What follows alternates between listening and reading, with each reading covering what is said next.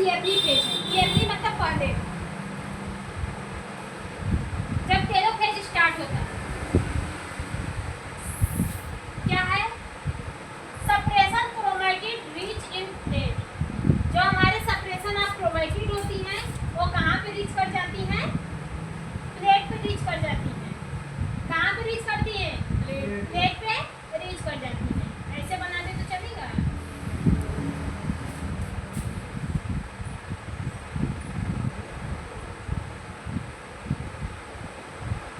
Suppression of chromatid कहाँ पे reach कर जाती हैं? प्लेट की तरफ, पोल की तरफ रीच कर जाती है, मीन्स कि वहाँ पे जाके बैठ जाती है। ये हमारा क्या है? स्पिंडल फाइबर है, मीन्स कि हमारा जो सेंट्रोसोम है वो है। ठीक है। न्यूक्लियस, न्यूक्लियर मेम्ब्रेन, ठीक है, न्यूक्लियर मेम्ब्रेन फिर से बना रहे हैं। ठीक है। और ये हमारा क्या है? सेंट्रोसोम है, और दोनों यहाँ पे भी होगा। यही प्रोसेस तो हमारी यहाँ पे भी होगी।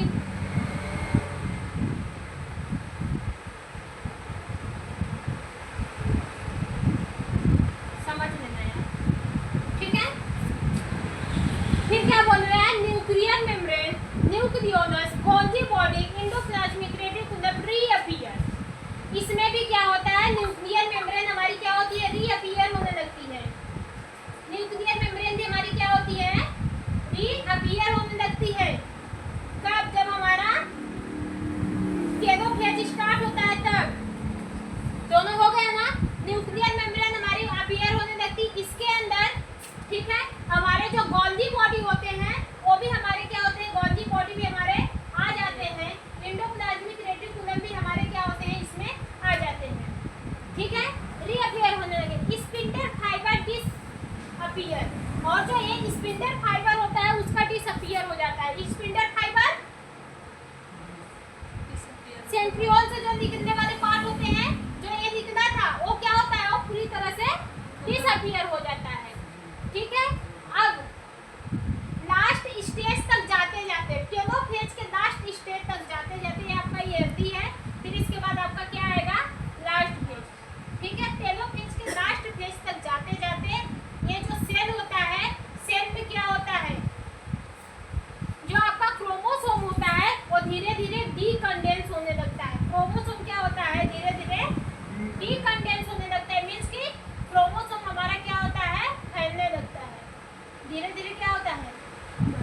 फैलने लगता है। और इसमें भी क्या होता है? क्रोमोसोम धीरे धीरे फैलने लगते हैं। ठीक है। और इसमें क्या होता है? फरों का फॉर्मेशन होता है। किसका फॉर्मेशन होता है? फरों का फॉर्मेशन होता है। फरों, ये देखो लास्ट स्टेज तक जाते जाते इसमें क्या होता है? फरों का फॉर्मेशन हो जाता है। ठीक है। अब हमारी सेल दो भाग में कन्वर्ट हो गई हैं। अब इसका क्या होगा? ये कौन किया? ये हमारा कैरियोकाइनेसिस किया। कैरियोकाइनेसिस में हमेशा किसका डिवीजन हो रहा है? न्यूक्लियस का डिवीजन हो रहा है। अभी तक हम किसका डिवीजन किए? सिर्फ न्यूक्लियस का डिवीजन किए हैं। इसके बाद अब सिर्फ किसका डिवीजन करवाना है? साइटोप्लाज्म का डिवीजन करवाना है। तो जो ये सेल मेम्ब्रेन होती है, जो हमारी ये प्लाज्मा मेम्ब्रेन होती है, सेल मेम्ब्रेन होती है, इसमें क्या होता है? फरों का फॉर्मेशन हो जाता है। कब? ये टेलोफेज के लास्ट तक आते आते। ठीक है। टेलोफेज के लास्ट तक आते आते फरों का फॉर्मेशन हो जाता है। एक बार रिमाइंड करिए सब लोग। ठीक है। टेलोफेज समझ में आया कि नहीं आया? फिर से बता दे रहे हैं। टेलोफेज जो होता है ये सबसे लास्ट वाला फेज होता है। टेलोफेज सबसे लास्ट का फेज होता है। इसमें जो हमारे क्रोमैटिड होती हैं, जो सिस्टर ऑफ क्रोमैटिड होती हैं, जो सेपरेट होती हैं, वो पोल की तरफ जाके क्या होती है? बैठ जाती हैं। सिस्टर ऑफ क्रोमैटिड पोल की तरफ बैठ जाती है। स्पिंडल फाइबर डिसअपियर होने लगते हैं। ठीक है।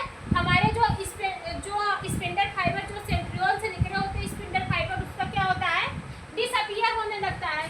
फिर क्रोमोसोम डीकंडेंस, और इसके अंदर हमारे जो क्रोमोसोम होते हैं वो डीकंडेंस होने लगते हैं। पहले तो धागेनुमा संरचना जो थी तो उसका कंडेंसेशन हो रहा था, लेकिन अब इसी क्रोमोसोम क्या होंगे? फिर हम अपने धागेनुमा संरचना में बदल जाएंगे। फिर क्या होंगे? धागेनुमा संरचना में ऐसे करके बदलने लगेंगे। ठीक है। फिर इसी के अंदर न्यूक्लियर मेम्ब्रेन, जो ये न्यूक्लियर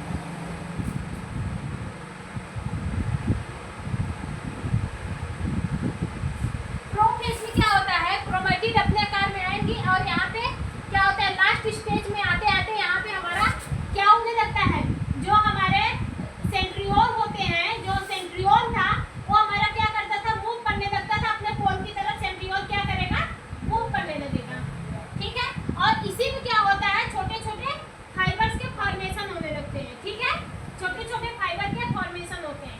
मेटाफेज तक आते आते हमारा जो हमारी क्रोमेटिड होती है वो क्या होती है, वो अपने पूरी तरह से क्या होती है, कंडेंस हो जाती है।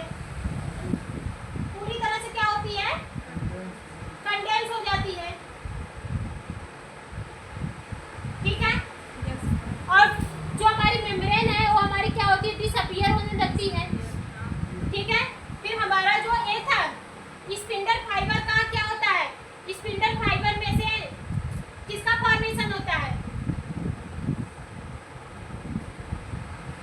सेंट्रोमियर से स्पिंडल फाइबर का फॉर्मेशन होता है। सेंट्रोमियर से क्या होता है, स्पिंडल फाइबर का फॉर्मेशन होता है। सेंट्रोमियर से क्या होता है, स्पिंडल फाइबर का फॉर्मेशन होता है। कौन सा हो गया, पहला प्रोफेज, ये हमारा क्या है, मेटाफेज। फिर इसके बाद क्या आएगा हमारा,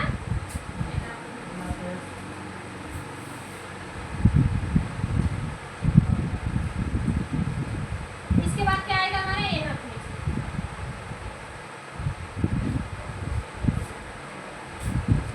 एनाफेज में क्या होता है, ये जो हमारे सेंट्रोमियर होते थे, प्रोफेज में क्या, ये प्लेट का फॉर्मेशन किसमें होता था जी, यहाँ पे क्या होगा, यहाँ पे हमारे जो क्रोमोसोम है यहाँ पे क्या होगा, प्लेट का फॉर्मेशन होता है। और ये हमारे क्रोमोसोम कहाँ पे आके अटैच होते हैं, मेटाफेज पे। यहाँ पे क्या होते हैं, यहाँ पे प्लेट पे अटैच हो जाते हैं।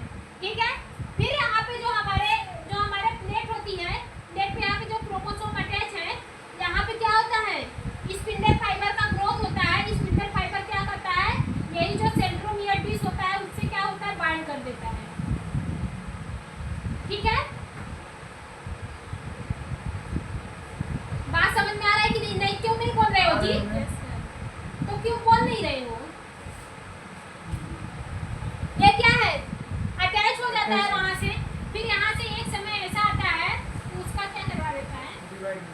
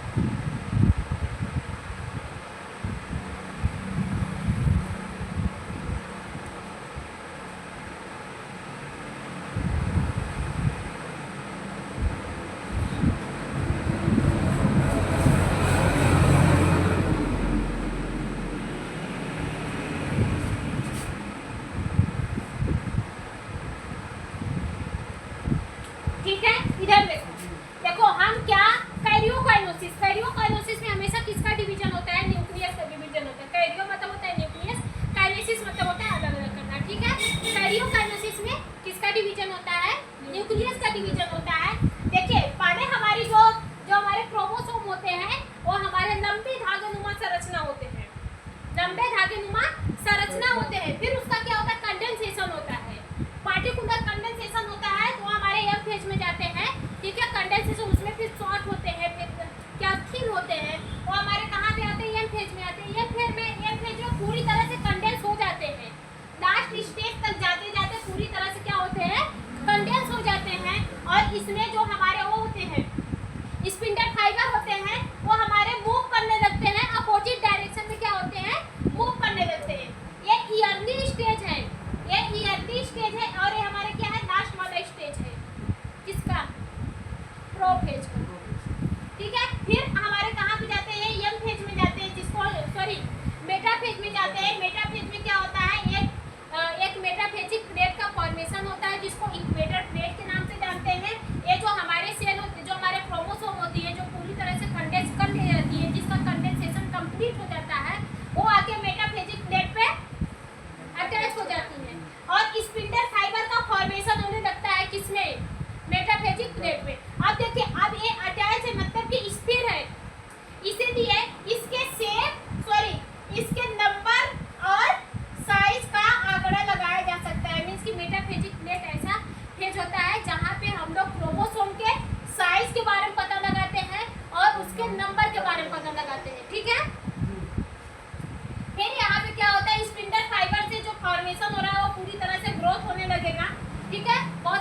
फॉर्मेशन होगा। एनाफेज में जाते जाते ये हमारे क्या होते हैं, ये हमारे क्या होते हैं, आगे सेंट्रियोमर से बाइंड हो जाते हैं, सेंट्रियोमर को तोड़ते हैं और ये अपने तरफ खींचेगा, ये अपनी तरफ खींचेगा, जहाँ से दो सेल आपकी क्या हो जाती है, डिवाइडेड हो जाती है। फिर यही हमारे कहाँ जो साइटोकाइनेसिस होती है सिर्फ किस में देखी जाती है, एनिमल सेल में देखी जाती है, ह्यूमन सेल में देखी जाती है, ये प्लांट के सेल में नहीं होती है।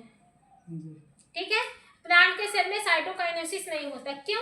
क्योंकि जो साइटोप्लाज्मा होता है वो बहुत ही रिजिड होता है, बहुत ही कठोर होता है, उसके अंदर फरों का फॉर्मेशन नहीं हो पाता है और फरो हमारा डीपली अंदर नहीं जा पाता है। ठीक है, इसको ऐसे समझिए। देखो जो आपका कैरियोकाइनेसिस होता है ये कहाँ से स्टार्ट होता है, start with furrow formation. Cairo देखिए जो हमारी ये सेल होती है, ठीक है, ये सेल होती है, ये सेल में हमारे क्या है, न्यूक्लियस है, न्यूक्लियस ऑलरेडी क्या कर चुके हैं, डिकंडेंस हो चुके हैं, डिकंडेंस हो चुके हैं और इसमें क्या हुआ था, फरो का फॉर्मेशन में करवा दी थी, फरो का फॉर्मेशन हो गया,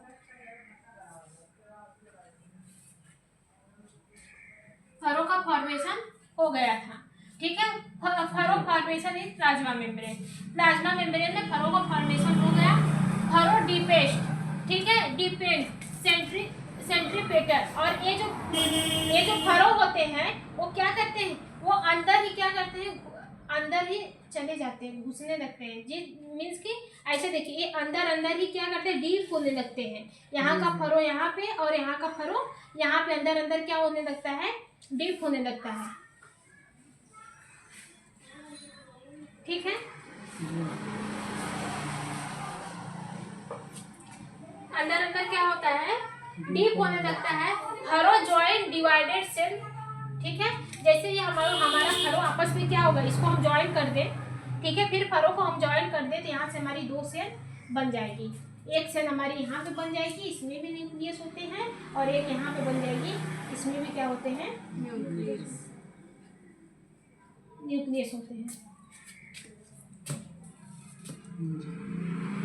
बात समझ में आया कि नहीं है, दो सेल बनी कि नहीं। साइटोप्लाज्म, साइटोकाइनेसिस में हम लोग साइटोप्लाज्म का डिवीजन करते हैं। जो साइटोप्लाज्म होता है, साइटोप्लाज्म ये सिर्फ साइटोकाइनेसिस सिर्फ ह्यूमन सेल में देखने को मिलती है, मीन्स कि एनिमल और जानवरों में और इंसानों में देखने को मिलती है। ठीक है, ये साइटोकाइनेसिस प्लांट के सेल में नहीं होती है। क्यों? क्योंकि जो प्लांट की सेल होती है वो बहुत ही रिजिड होती है, बहुत ही कठोर होती है, उसमें साइटोकाइनेसिस नहीं होता है।